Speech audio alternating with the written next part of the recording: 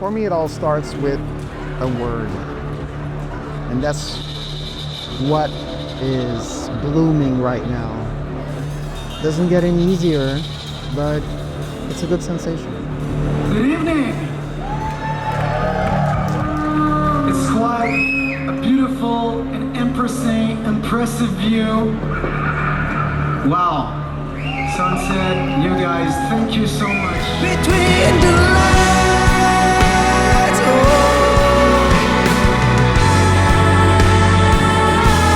between the lights,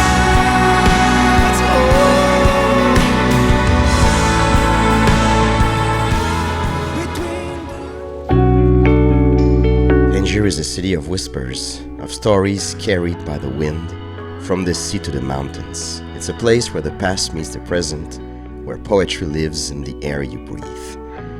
Tangier holds a special place in the history of the Beat Generation, a group of writers, poets and artists in the 1950s and 60s who sought to break away from societal norms through self-expression, exploration of spirituality, and experimental art. It's in this same city where it all started for Alex Henry Foster's musical journey, and now where I'm about to sit down with him to talk about his latest release called A Whispering Moment. This conversation should be an incredible musical and personal journey as we'll navigate toward the heart and soul of his song, a now big-time favorite to so many people around the world, Shadows of Our Evening Tides.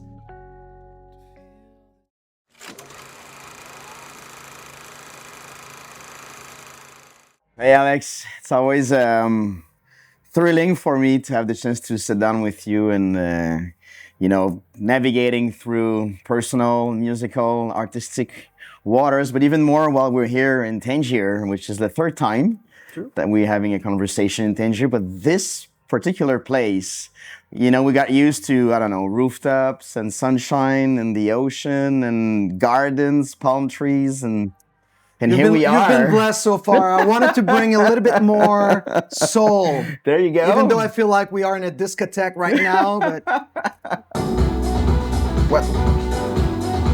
what it was when I was within that situation.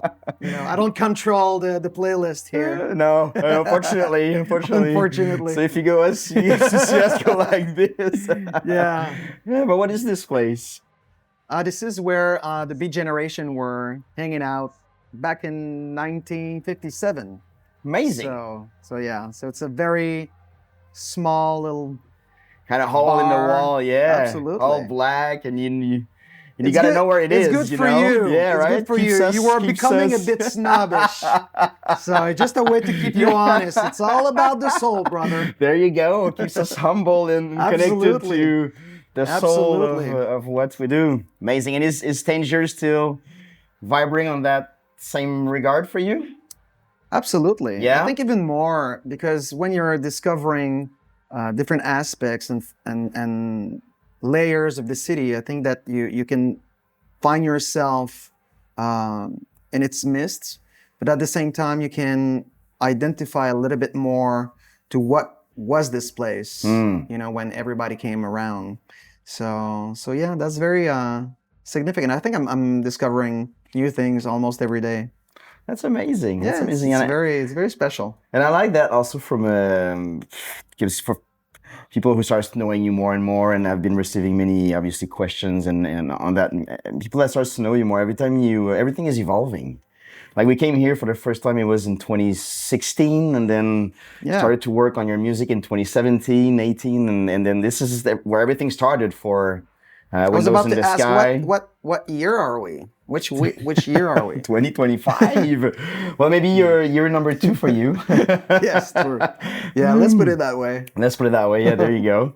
And and since we came here and everything, giving birth to your personal project, music, and still coming here every year pretty much. And now it's amazing to hear you saying that Tangier still is bringing you new things. And Yeah, it's a very vivid place. And when you're ready to abandon yourself to it, I think it's incredible how generous this city will be. because there's a real spirit here that you don't find anywhere else.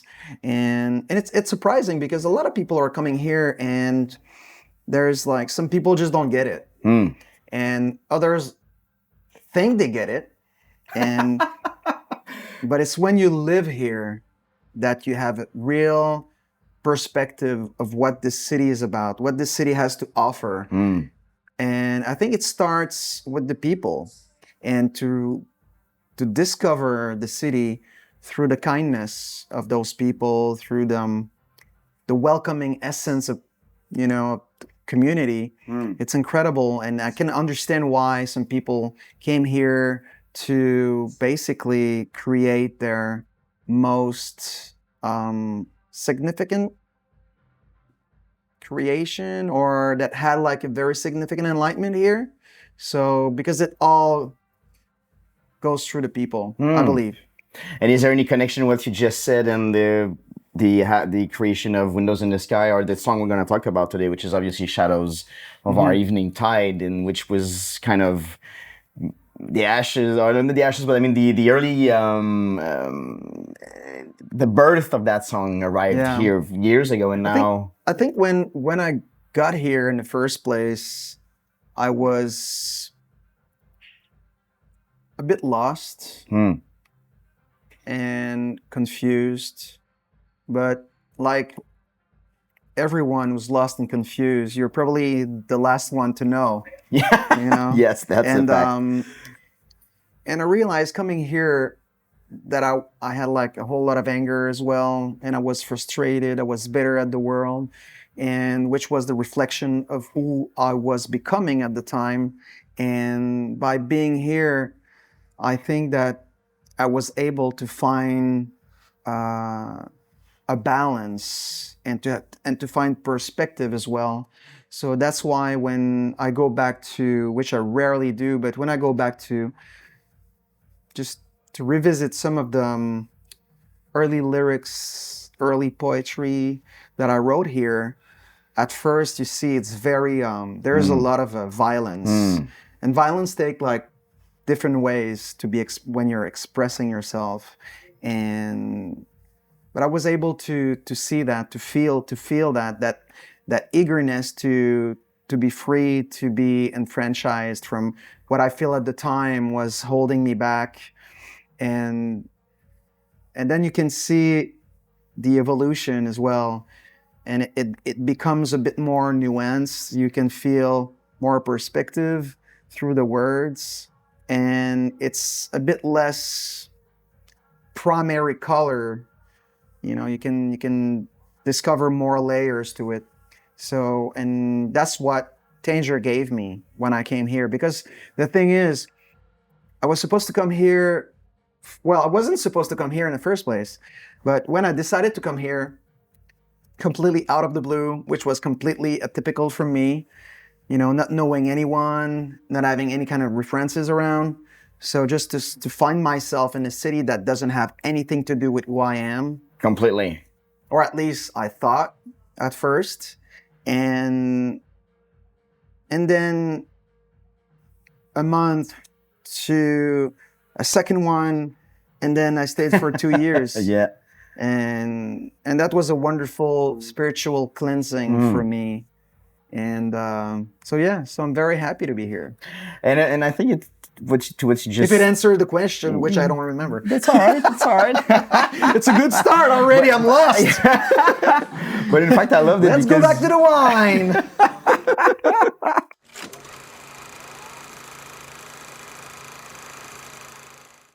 But I loved it because you talked about violence, and you talked about the fact that you were lost, and the fact that, you know, in Tangier, which is a city like chaotic and noisy, and nothing is well.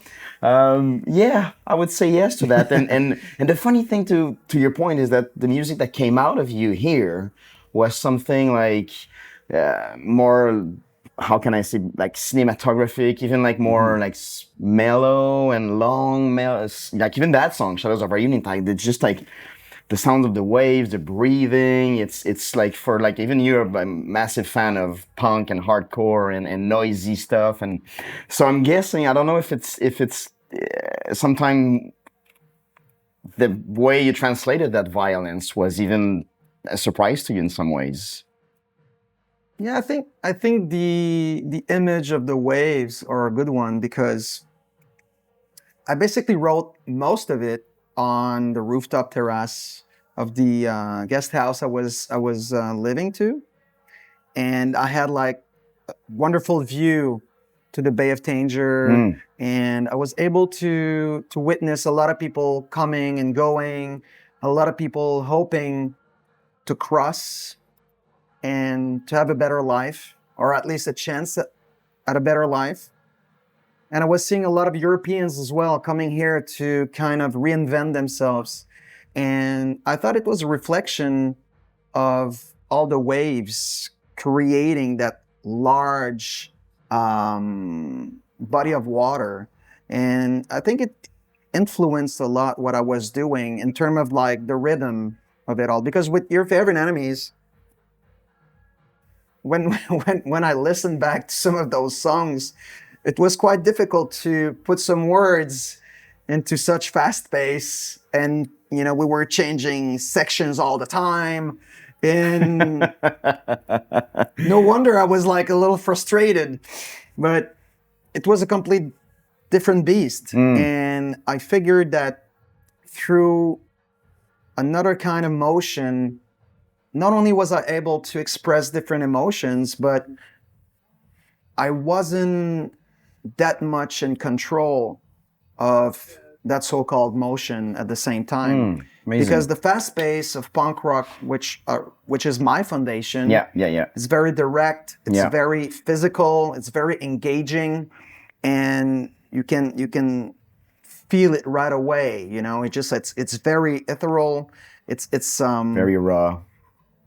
It has like a savage-like type of rhythm. But with what I expressed with Windows in the Sky, it wasn't less raging, but it was something that was way more free, I would say. Yeah. That's interesting. That's I love it, and yeah, it kind of surprised me, and so that and that freedom. Well, I'm someone that feels like Pornography by The Cure is a very hopeful record. There you go. So there you go. So would you say the same with Windows in the Sky, with Shadows of Our Evening Tide? I think that looking back to it, it's grieving what became a reflection of my time grieving my father was a bit like a tree hiding a much complex type of forest, because there were a lot of grieving going on that didn't have anything to do with my father in the first place. Okay. I was grieving dreams. I was grieving friendship. I was grieving art. I was grieving music. I was grieving everything that kind of defined myself at the time. Amazing. But I think I wasn't able to really foresee any of it, because what was really going on at the time was related to my father. And I think that by addressing that, it kind of started with grief, and then it evolved into something that is actually hopeful, because it's that journey. Yeah. And that makes it such a singular record, at least for me. And later on, became one for so many others. And I'm guessing that grief you're talking about and that sense of freedom, and it still evolved with you, and that brings you to today. Because I like to think so. Yeah, is it something that you sometimes think of or go back to? Because I was just wondering also why releasing this a Whispering Moment thing now, precisely now. It's funny because when I got back on touring last summer, And my real thing about touring, it's to meet people. Mm-hmm. And so as much as I like to play the music live, the real treat for me, it's after, when you're sharing with others, when you're having like, I don't know, it's the other side of the story. I started on stage, but the rest of the story is for everyone else to define. And so I was talking with someone, and that person was like, "Oh, how many versions of Shadows Over Evening Ties there is?" And I was very puzzled by the question because did you know? No. And I said, "Well, probably you can count like, I don't know how many times we played that song live." So I said, "I guess there's as much versions, you know, as the number of time we played." And I was very intrigued why, she was wondering. And she said, "I'm trying to collect all those versions." That's amazing. So, and she said, I'm anytime I hear that, let's say you're playing in Poland, so I'm trying to communicate with people that might have been there, and Wow. so I can have like Yeah. fragments of a Yeah. song live, Incredible. maybe like YouTube or like, I don't know, like shitty audio. But for that person, it was very important. And I said, "But why is it that important for you?" And she said, "Well, getting to know you now, I know that you're in a very you're in a transitioning phase, and when you're Incredible. transitioning, you're moving forward, and when you're moving forward, you tend to let go of what was in the past, Yeah. which means that you potentially will never play that song again live." And I was like, "Ah, that's interesting. Makes sense, because there's so many songs that, you know, I never played again."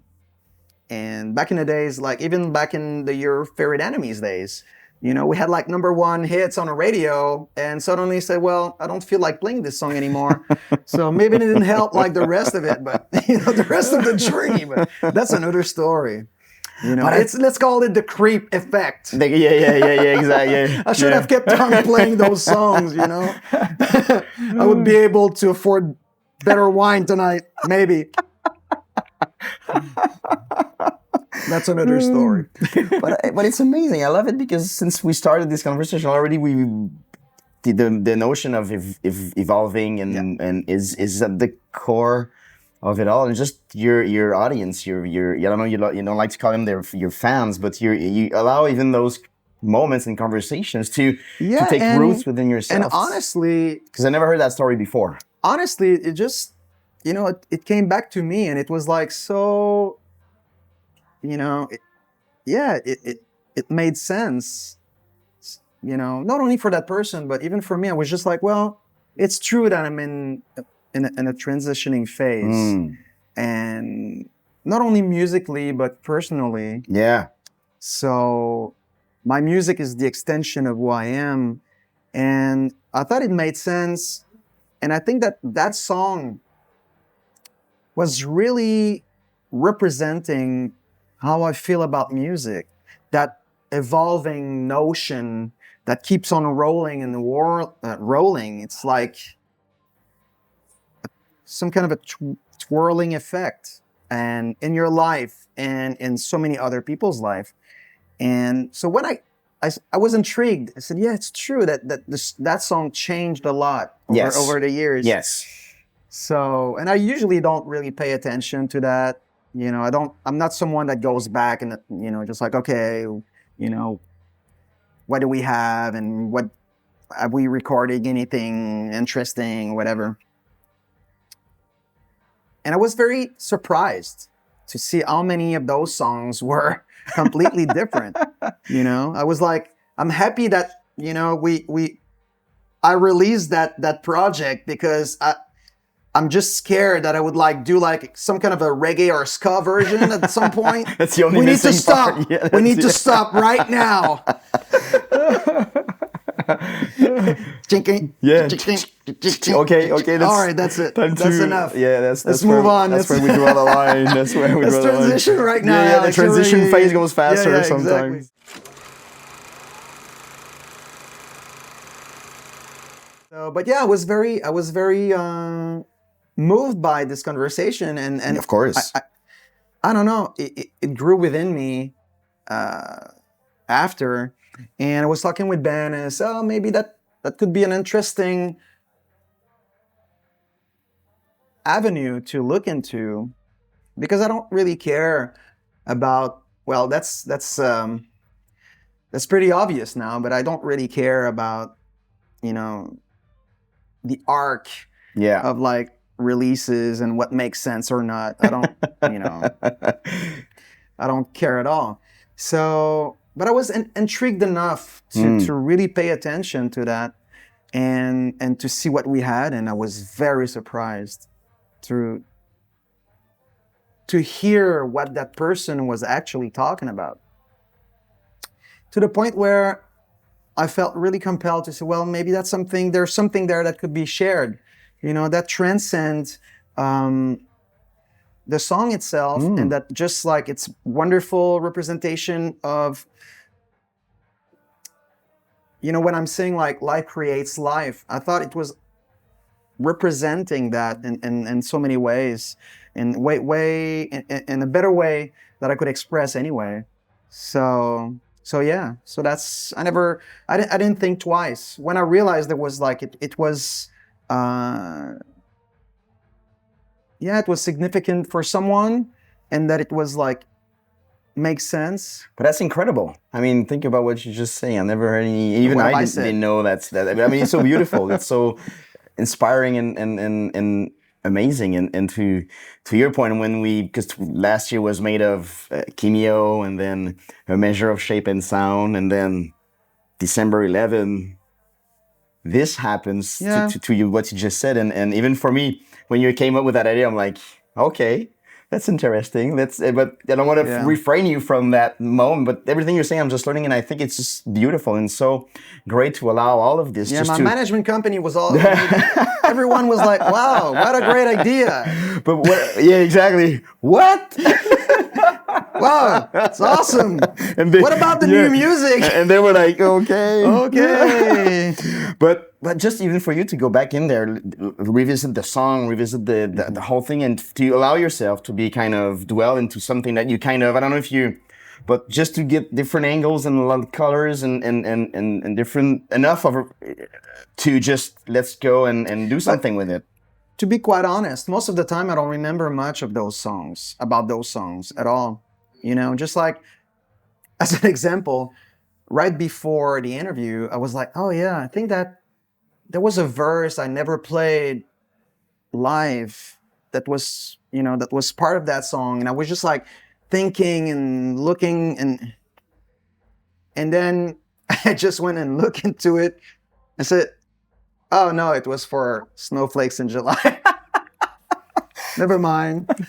So, and I think, as weird as it might sound, I think it's a gift actually for me, because yes. I don't have to focus much on details.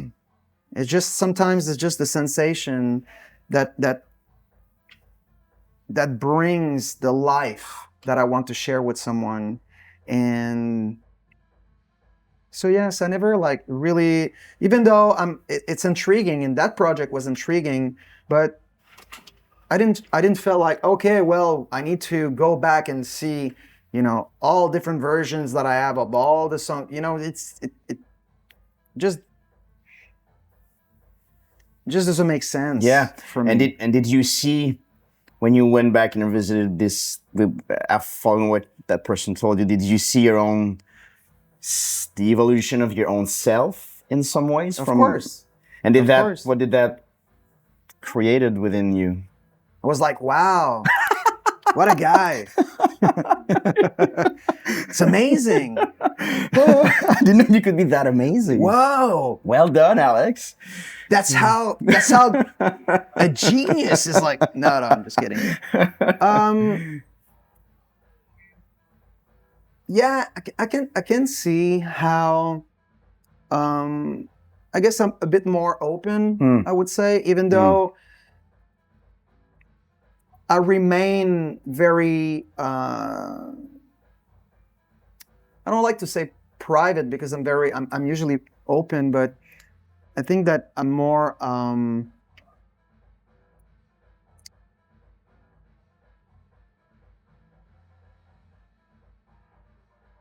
I don't know how to say that.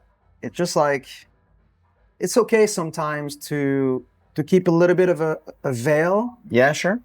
you know, when you're sharing as Mm. well. Mm. Just like pudicity. I don't know if it's even a word. You're just like keeping like a little bit of a room for you to keep on growing because when you're expressing something and then it's like, oh, you know, just like this is the truth because you're just like everything makes so much sense. You know, I think that you deprive yourself from being able to grow even more. So I'd rather go for honesty rather than truth. So, and that's what I found in this project. A lot of honesty, a lot of moments where it was just instinctive. Just like the first time I decided to go in the crowd to hug people. I mean, it's a bit out of character, I would say. Completely, for sure. You know, I'm very welcoming. I'm very kind, I think, with people. But just to do that, I was like, it was so spontaneous. And I think that you just feel the, I don't know, like, yeah, maybe the urge of breaking that, you know, that distance between people. And at the same time, to accept as well that it's okay when there's still a distance. So it doesn't have anything to do with yourself. It's just like it's what could be created, you know?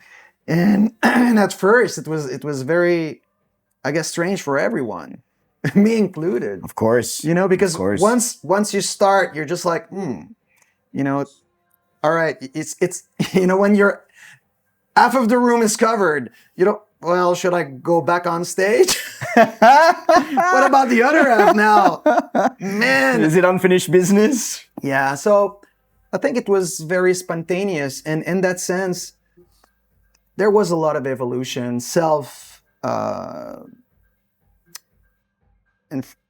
liberation, maybe. You know, because I usually don't like to be touched. I usually don't like intimacy. I've been abused when I was a kid. Yes. So that notion of intimacy is very, very difficult for me still, you know, and it always been something that keep me from expressing some emotions or to receive some emotions from others. So I'm very uncomfortable when it's, you know, one-on-one or you're gonna see like, you know, just like I'm just not comfortable. Yeah. So through that motion, you can see a lot of evolution, of course. And is everything you just shared what gave birth to the name of like a whispering moment?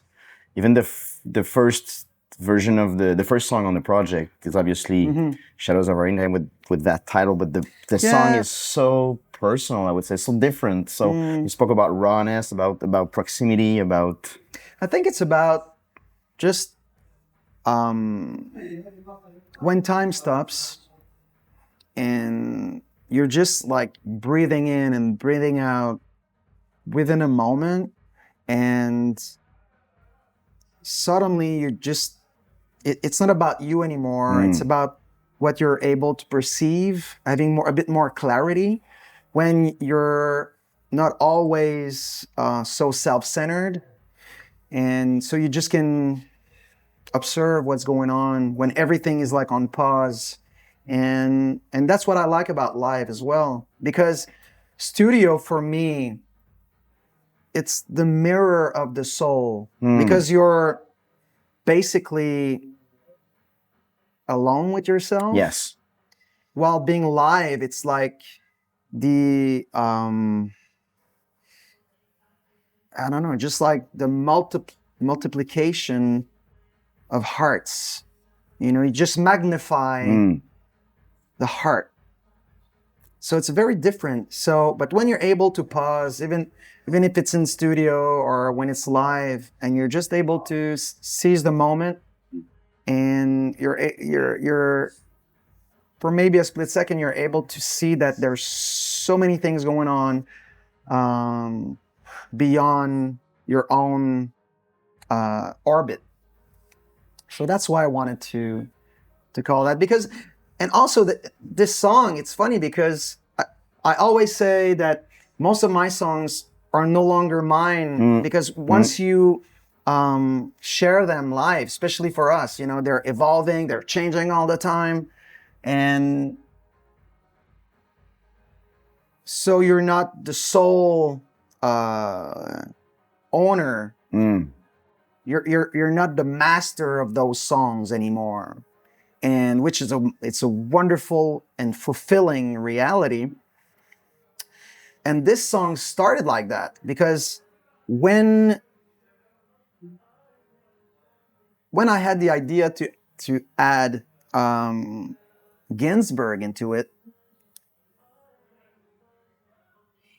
the song started with the fact that it wasn't mine anymore. This is something I really wanted to talk about for sure. So how did that? I saw you flipping your questions. Yeah. Oh, we might have skipped like a few chapters we arrived of there a questions. bit.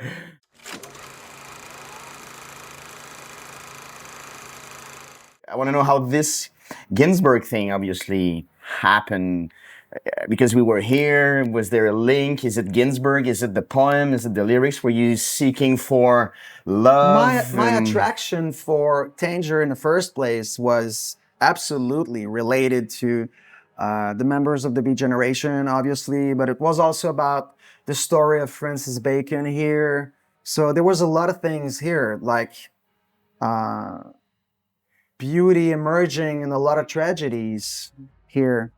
Jean Genet, a lot of people like that. Yeah. That I discover, Paul Bowles, and obviously. So during my time here, I was taking time to read, and I was obsessed at the time with, I think the name is like, an excerpt is like Eastern Ballad. And it's super simple, but I was obsessed with that, those few, sentences about the sea, about the sky, about the moon. And I was puzzled how simple those words looked. And I kept on thinking about those for quite a while when I was here. So when I first started to craft Shadows, I was just like, okay, well, I was looking for something to kind of transcend or support maybe, or illustrate what I wanted, what I wasn't able to either express, or what I wasn't courageous enough to expose within the song all by myself. And usually what I do is when I have like sketches of songs. So back in Virginia, I have like a very old beat up truck. And so we'll listen to music in that truck. Amazing. And so the stereo system is broken. So it's only mono. And there's one CD that's stuck in the CD player. The CD is It's Nebraska by Bruce Springsteen. So wow, beautiful. Could have been worse, Good one, you know. good I'm just happy that I wasn't, you know, into like a different kind of phase at the time when that CD got, you know, stuck in there. So I bring my iPad to listen to those songs. So the sound is already bad because it's a sketch. Yeah, for sure. Then it's awfully wrong to listen to those songs in that setup. And it's a very old truck, so you can only hear the engine and the whole thing. Wow, So beautiful. if I can find Very poetic. soul in there, It's I mean, it's deeply rooted. there's a lot of soul, right?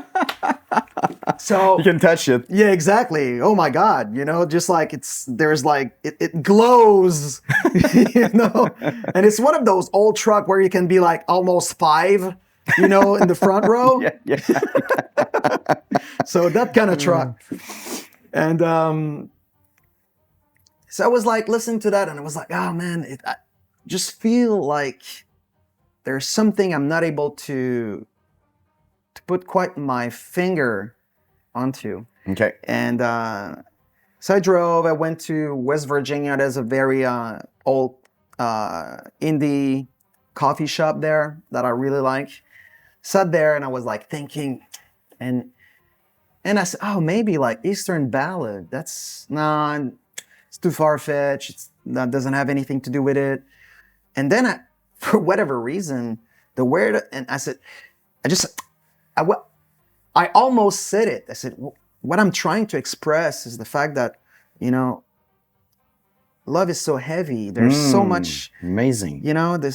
because without love, there's no grief, there's no happiness, there's no sadness, there's no nothing, for better or worse. But I'm trying to express that through all the different angles of those words. And then I said, yeah, the word of the world is love. Amazing. So it just, incredible. yeah, it just came very instinctively as I was looking for something else. It was there all along, basically, because this is exactly what I'm trying to convey, what I'm trying to express. So, and then I came back and I said, yeah, this is it. And work with Ben and said, well, yeah, this is absolutely it. It wasn't even like we didn't have to trick anything. It felt like the song was there to support Ginsberg's words. That's amazing. So That's amazing. I even released the record before having like the rights. So that's another story. But now I do have the rights. But I was there. That's that how day. convinced I was. There you go. There you go. Do you have the rights, Alex, for this? That piece of poetry? Guilty. Yeah, of course. Okay, now it's time to convince some people. Allen Ginsberg is a state. Woo! Love is the heaviness of love. Exactly. But yeah, I was there that day, and it was very special when everything was. You were so thrilled and excited for us to listen to this whole idea. But I always wondered how that thing came up to life, and it's just amazing. It's even greater and better than I thought. Pretty much like the rest of the song, everything evolved naturally. Yeah. Everything took place without my ambition to get in the way of the song. Sure.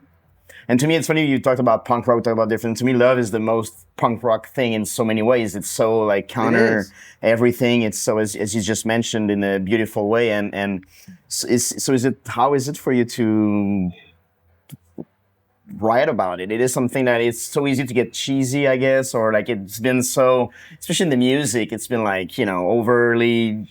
Like that type of music, you mean? It's getting louder and louder. This is part of the the whole scheme of that shitty stuff. But like talking about love in such a, like Ginsberg shared about it in this song. It's so like love is the weight of the world is something we never kind of really think of it that way. But I think that with what you were sharing about the to find a place. I came prepared. There you go. So, but there was something that really first touched me by Ginsberg. He says, I write poetry because I want to be alone, and I want to talk to people. So that's amazing. That's pretty. It represents suits you very well. Yes. Kind of like yeah. my perspective of love. you know? So I write poetry because I want to be alone, but I want to talk to people. So it's pretty much how I see it. And so for me, it's not about, is it cheesy? Is it not? I mean, the roots of everything we share is driven by love whatsoever. Absolutely. You know, one way or the other. So that's why for me, I don't really, there's no dirty word or themes that I don't want to address. And most people, you know, they have a strange relationship with the concept of love because we all have different perspective about it. Yes. Yes. And I think that is that from which it's not something you find. It's not something that just, it's just that it's something you. It's what? It's, well, let's go in there.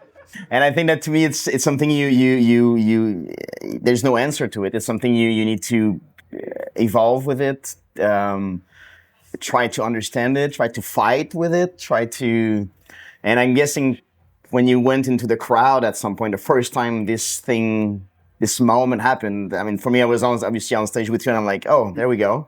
That's new. But it was in my thinking actually is a beautiful thing where it was not like, okay, tonight guys, I'm going to go on stage hugging people. It's just everything led to this. And even you kind of, I'm guessing, I got like struck into that and just decided to. But, you know, I think that all my time with Your Favorite Enemies, I was in that kind of engagement towards people. You know, I was the one jumping from the second floor balcony. Yes. You know, I was the one being in a crowd. I was very engaged. But again, it's that rage was driving me to do that. There was a lot of self-destruction in that, you know, who in his right mind will go on a second floor balcony of a venue and jump backwards in the crowd if he's not somehow suicidal, you know? That's very true. So yeah, there's like elements of trust with the people, you know. I hope we bounded enough for you to catch me. Yeah. But I think that in that desire that I had to let go and to really engage, I think my perspective was so limited at the time that my language was fury and intensity, and it was disguised in passion and drive. But through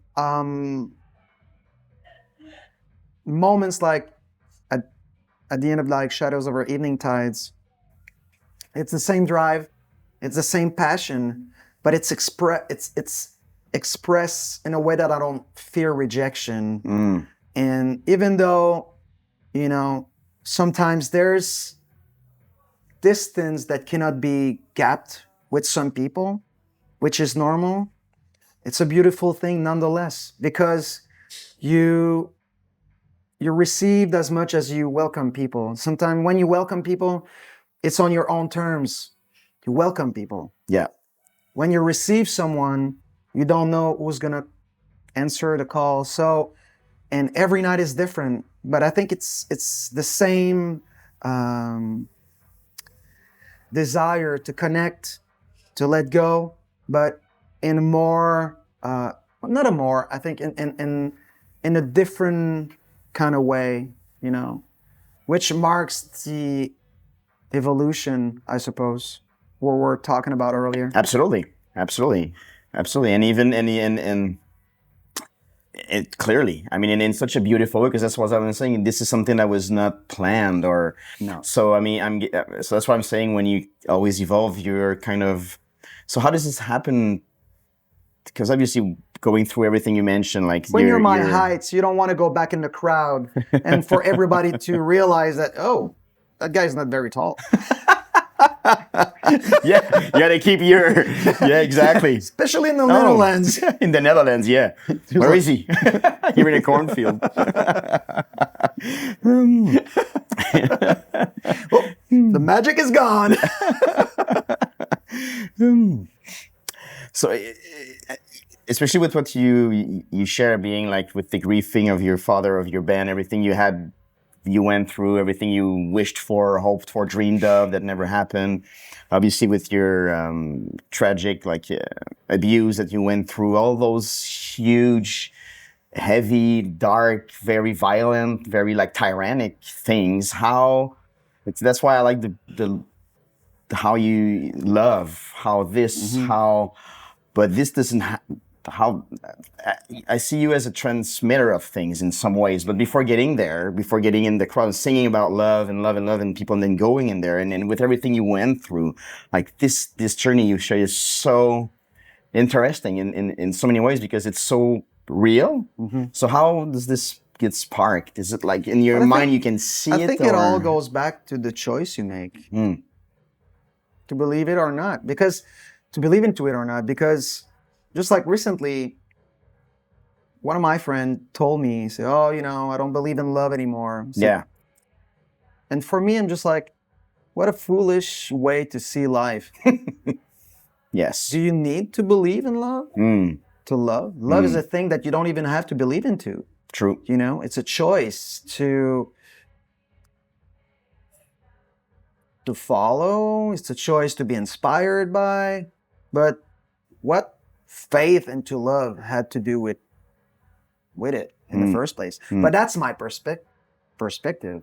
And I think that when you're broken, the first thing that you will blame might be love.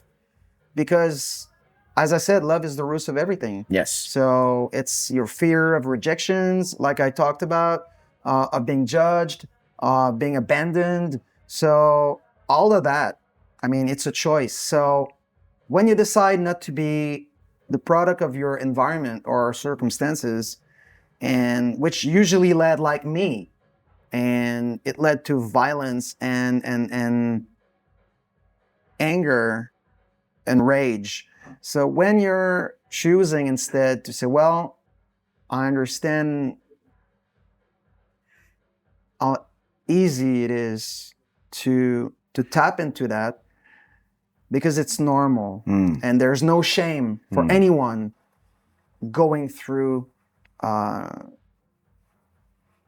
those kind of emotions or walking that path of destruction. It's sad when it does, because it's basically, you think you're destroying the world, but you're destroying yourself. When you have a bit of perspective and you just think about it and you decide to go against the current, and I think that it helped you to focus on different aspect of yourself, to discover a different aspect of yourself. I will always be broken. Yes. There's no doubt about it. I don't even pretend that I won't. I will struggle with the same things for the rest of my life. It's a sad imprint on my psyche, maybe, or who I am, or whatever. But it doesn't mean that it's the end. It doesn't mean that I have to sit as a fatalist. I think the choices I make to go the other way are as passionate and as raging as if I would let myself go in what I believe or figure is unfair, that it's so that's why for me it's a choice. And either by going to the crowd or having hugs with people at the end of the show, taking some time with people. I cried with people, I hugged with people, I hugged people and some people hugged me. I mean, it's life. And when you're allowing yourself to do that, I think you're growing without even noticing, you know. And it's sometimes I was touring with a band, and they told me, said, so are you like selling more merch by going to talk with people? yeah, right. Because if you do, I will do it also. I was like, what an crazy concept. Yeah. Because you're not selling shit to anyone. Yeah. People are offering you something that it's so significant that you can commune with. I mean, so now I understood why their music was so shitty, you know? Just like, just wasn't that bad. You know what I mean? It was more commercial, you know? It's just like transactional. Transactional. There you go. You pay a ticket, I'm playing Yeah. my CD live Yeah. with computer, you enjoy, it's perfect, great, Correct. have a good night, everybody. Buy my t-shirt. It's like $50. It's been made like for $2. Yeah. You know, it's gonna be like Gonna it's believe gonna in fade. the- It's gonna fade in like Yeah. after 2. Don't wash it too much. You know, just like Yeah. what? But we're all different. Yeah. You know? I'm not any better than Sure. and those guys. I mean, it all goes back to the honesty. You engage in what you do, and you do hope that it's the extension of who you are as a person. Yeah, but I think it's powerful and beautiful at the same time because, as I was saying about love being so punk rock, because you go against everything. Because how not with it's easy to become either cynical, especially as you grow, as you evolve, as you I'm very just mentioned. cynical. Yeah, for sure. But to keep allowing yourself to experiment and things that even you are, I'm guessing, discovering and at the same time as you're doing it, which is to me impressive in so many ways. Yeah, I think it goes back to, I don't have much credit when it goes back to how rebellious I've always been, you know? And it's funny to be here because, you know, most of those writers, I do remember the first time I actually read about the Beat Generation.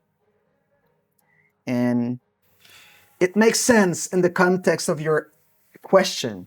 Sure. Because I think it was like the last year of the high school, and we had like an English teacher, and she was super conservative. But she wanted us to see something that nobody really wanted to see or explore. So she was asking us to look into the concept of love through C.S. Lewis, Dickens, and I don't remember which other like Christian-oriented writers. So I did my text on a piece of poetry of Ginsberg that says, Amazing. what about Christ? Was he God? Was he evil? Was he God? Was he the devil? The devil, yeah.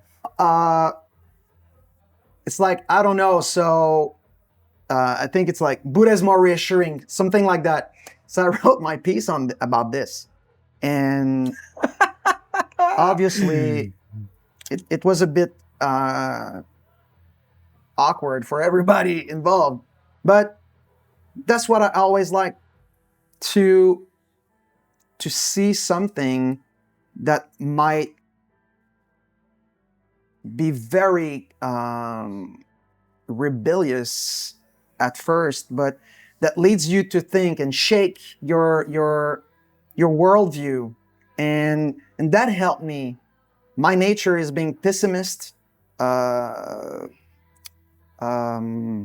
depressive, and cynical. But because I'm rebellious, goes back to punk rock and all, I will try to look differently on things. Amazing. So and it's funny for me to read, you know, all those quotes on the walls, because it's exactly what I was trying to feed myself with when I was a teenager, because what I truly wanted was to put, the school on fire, with me being the only one in it. But by trying to find other angles on love, on life, it really helped me to navigate through my natural inclinations, So that's why Amazing. I think it goes back to that. For sure. And that's what I was saying, impressive, because to me this is what it is about. It is, because I think it's kind Putting of a school on fire. no, but I see it as for sure. This is not.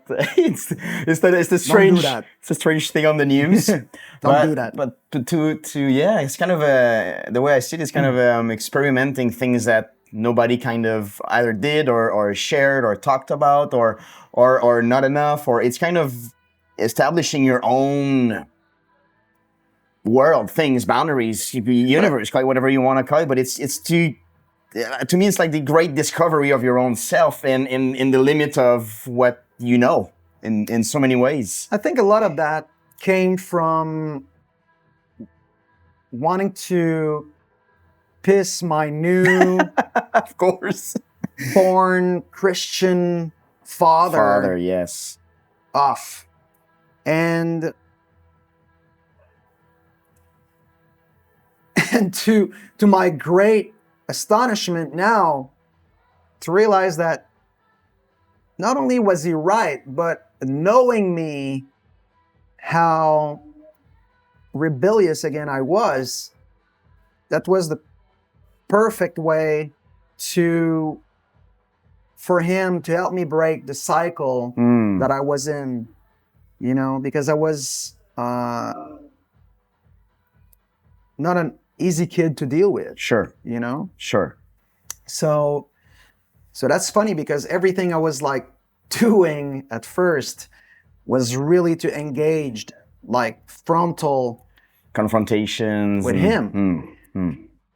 And it's all the different angles that kind of broke me into realizing that there was much more to life than the initial reactions to my feelings that I had at the time. Incredible. And it's important to mention that your dad was Yeah. so those confrontations were at also the physical I don't know, aspect in of it meters, all. but it was like 6'4", yeah, this is quite interesting. 250 pounds. Amazing. Yeah.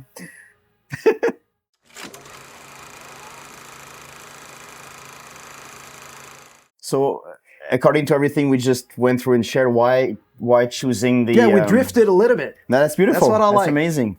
And why choosing this live at Bruggenberg Festival? Why that specific version of Shadows of Our Evening Time? Because we've been playing it for, as you mentioned, so many times versions, Yeah. and I'm guessing with everything there was some kind of a reason to that. Now or we go maybe back. not, We or go maybe go not. back into the first questions now, right? We're circling back now. Yeah, because You're good. You're very good. Thank you. Because I was Thank already you. confused. Okay, what are we talking about now? Just like, I feel like, Love, consulting, and just going to the psychiatrist. Yeah, I was a very rebellious kid. Oh yeah, no kidding. I think that it was the very last moment live that I was prior to my heart surgery, before I went through all those complications, health complications. So it I don't know, it kind of reflects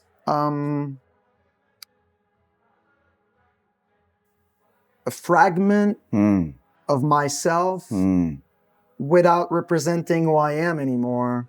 So it's a bit like surreal for me to talk about, I would say, but it's just like it's a reflection of someone then I had to accept that I'm no longer. Wow. And I think that Wow. that moment, That's beautiful. I really felt like I was on top of my game. And we had completed like a wonderful tour, and I really felt like, yeah, that, you know, that was it, you know, that not, and when I said that was it, it's not in terms of like the performance, it's not in terms of like the how good we were or not, but I was just like finally able to express what I wanted to express, to channel emotions that I wanted to channel, and connect with people in a more free dimension that I'd never been able to do before. So for me, it was a very important moment. Something that I thought or felt or believed at the time that would propel me into another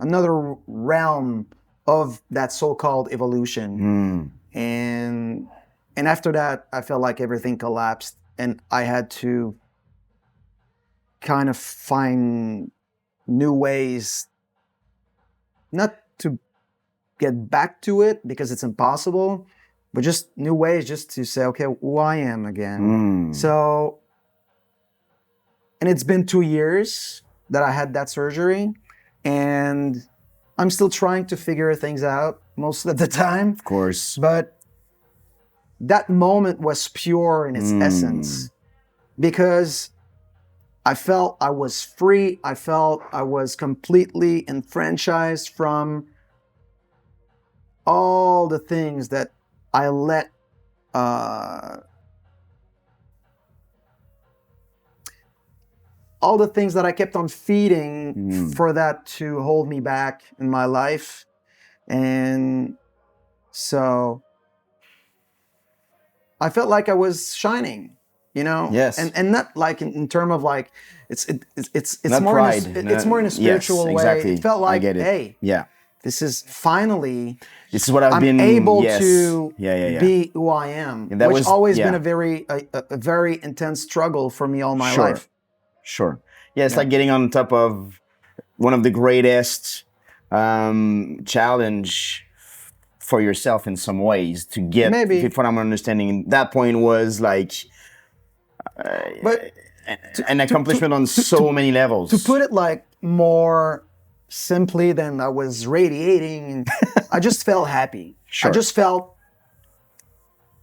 I was on my mark. You know, I just felt I was finally embracing who I was and what I wanted to touch and share with people. So that's why when, you know, with that, and it took me a while just to go back to that song and to that concert. I was about to ask for sure. And because it's still, you know, I'm still not very comfortable to talk about that. But when I saw that, it was just like, yeah, that was a beautiful moment. Yeah, Let's put was. it that way. It was a very beautiful moment that I wanted to share with people. Of course. Yeah, you shared about love, about bombs, about there was You share about love, about bums, and yeah, how music is louder than bombs, and how love resonates, and it was, to your point, it's rich. And what you just said about, and even I was expecting you would talk about this, but not like that. To see your own self and all, it's even more beautiful, and it's very moving, and it's just this is more maybe even powerful or than you might even think. I think because there's so much in what you just mentioned. It's incredible. It really is. And I think that to go back to love, I think that the fact to love your own self in some ways, not talking about pride, but to really embrace it in some ways and try to figure everything out afterwards. It's some kind of the great accomplishment on its own. yeah, I think it's, you know, like the concept of happiness always been very Yeah. elusive to me. Yeah.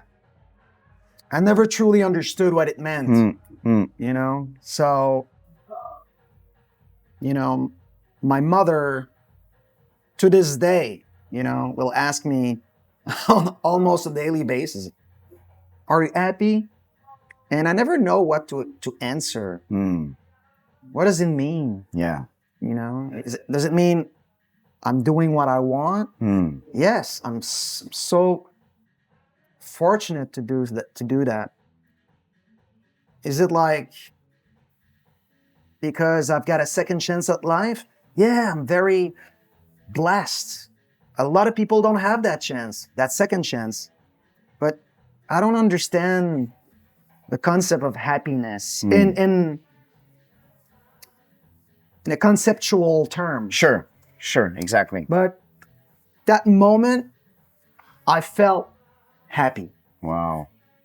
even though I don't understand what it means. But I just felt happy, you know.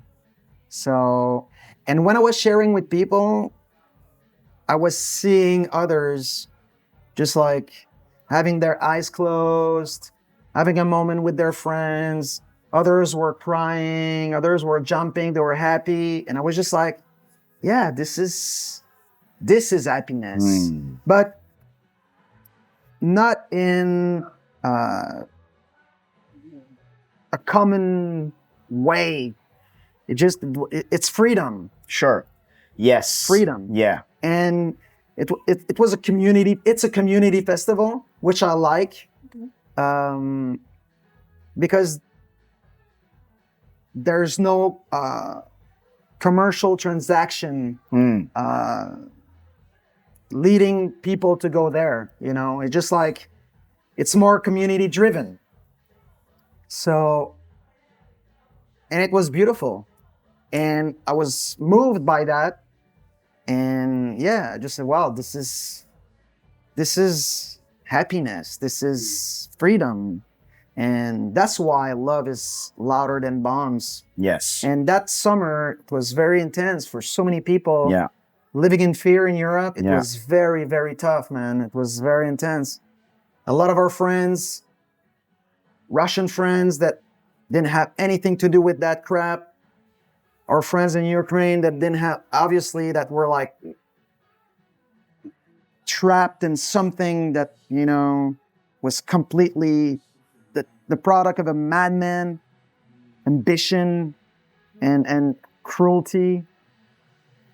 But there was a lot of other people, the bystanders that were scared in Poland and Germany and France and all those places. So many of our friends that were just like, you know, we're just like, we feel paralyzed. We're kind of like stuck inside.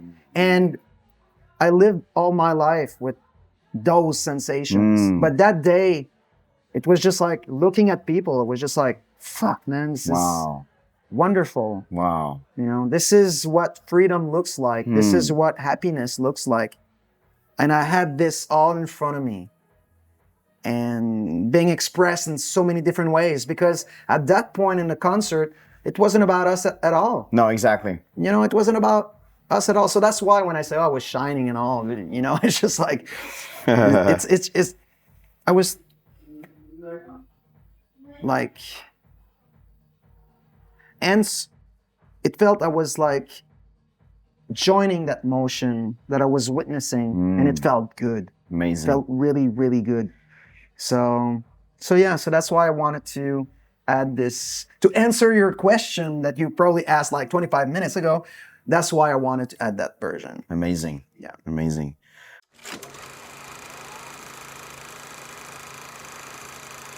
It's incredible. So this project is the same title, the same name pretty much of the same song, but there's so many depth and stories and journeys and moments. I think I had like something like 12 incredible. songs. I remember your first email, it was 8. Yeah, you had the trimmed version. Yeah, well, but it's so much depth to it all. It's I know I've said mine, but I'm learning so much, and it's beautiful. And I'm One last question I would like to ask you is: are you now? We're back here in Tangier, where after where everything kind of started with all of this, in some ways, and nothing starts really when it starts. But are you trying to revisit that moment in life, and in what you're trying to, or for you now, happiness, freedom, love has been fragmented, and now is kind of metamorphosing itself in something else? Are you navigating through those kind of, is happiness still a good huge question mark? I don't know. I think that what I do know is that in order to, a lot of people, and to go back to the conversation I have with that friend about when you're moving on, you might never play those songs ever again. Which might be the case, I don't know yet. But I think that the conception that we had about evolving or transitioning is the fact that we need to make a complete fracture with whatever was before. Might be what you're doing, might be yourself, might be whatever, your context, your circumstances, whatever it is. But me, the way I see it is, as much as I would like for that to be real sometimes, because I believe it would have helped me to avoid a lot of pain if Sure. it would have been the case. Sure. But the beauty of it is, when you're evolving, you're always bringing elements of what was before. Of course. And that's very important in what I do. And now, as I'm slowly getting myself into being obsessed, should I say, in the next phase, I don't ask myself too much questions about that. Surprising. So it's part of it. And for a long time, and I don't know if 2 years is a long time, but for me, it is. It is, yes. And, but for the last 2 years, I didn't really think, or I didn't want it to look back into what I went through with the surgery, Yes. and after that, Yeah. and everything I kind of had to make peace with and to accept. And again, mourn, which was more about myself than anything else. And now I'm slowly looking into it, and I'm like a couple of songs that I've been debuting last summer live.